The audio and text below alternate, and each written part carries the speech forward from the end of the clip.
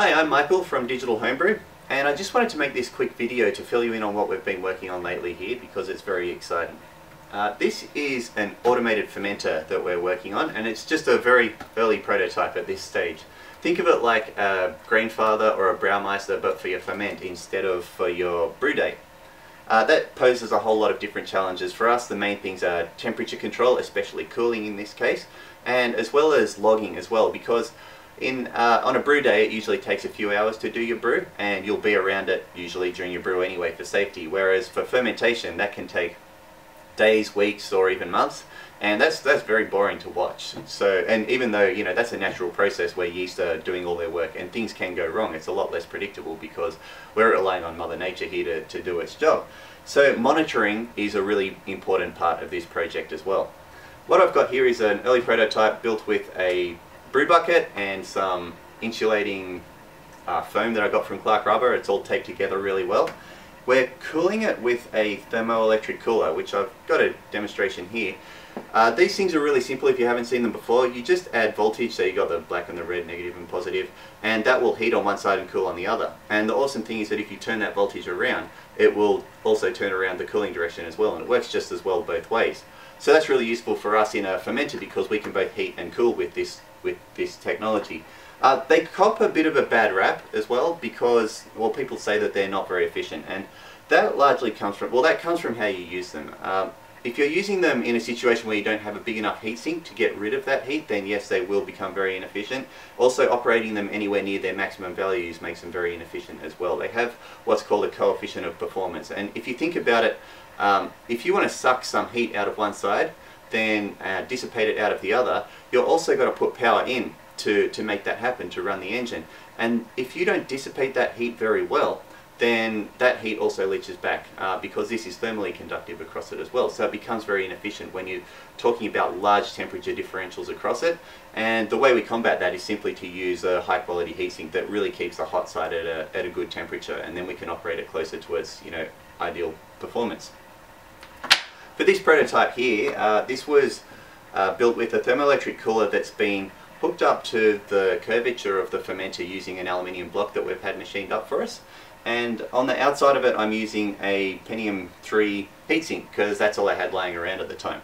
Big mistake, because at the moment we're running this at about 60 watts input, and this heatsink was designed to dissipate around 20 watts for a computer and operating at maybe 50, 60 degrees Celsius, something like that.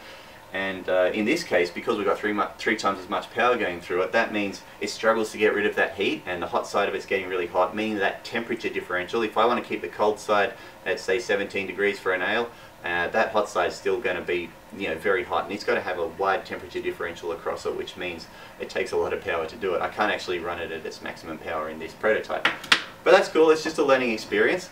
The main thing about it is the logging functionality. So what I've got here is a particle photon, which is like a Spark core, or sort of like an Arduino made for the internet. And it's got two temperature probes. One of them's running into the thermo well. It's a digital DS18B20 temperature probe. And of course the other one's just measuring ambient temperature as well, so we can actually work out the performance of this prototype. It's being controlled by a motor controller which can give us both heating and cooling in there, and it also lets us measure the current as well. So I'm logging all of these details up to the internet to a website called ThingsSpeak, and I'll cut across to that now.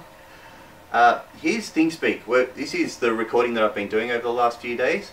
You can see probably on the top right there the ambient temperature. It goes very high, low, high, low, high, low every day, and the last two you can see when the air conditioner is cut in, and also you can see a gap towards between those last 2 days where the electricity guys turned off our power, thanks a lot, and that makes it a little bit hard to collect data. But below you can see the heater status as well, and you can see that I set it up as -1 is cooling, and it's been doing that the whole time because my target temperature was 17 degrees Celsius and it just couldn't reach it. It did early on one morning when the temperature was cool, but other to that, maybe during around that power outage it looks like it also turned off, but that was probably just a glitch because of the power outage, which means we just can't get a good enough cooling with this prototype to do an ale the way I'd like, especially considering that work's going to be putting out extra heat as well that we have to dissipate as well.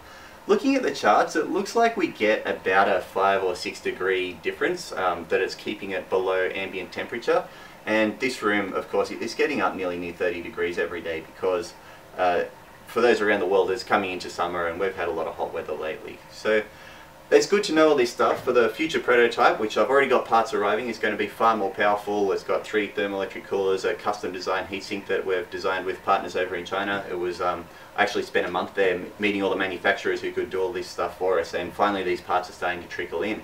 So I'll do another video then when we've got a better prototype up and running. So stay tuned, and until next time, happy brewing.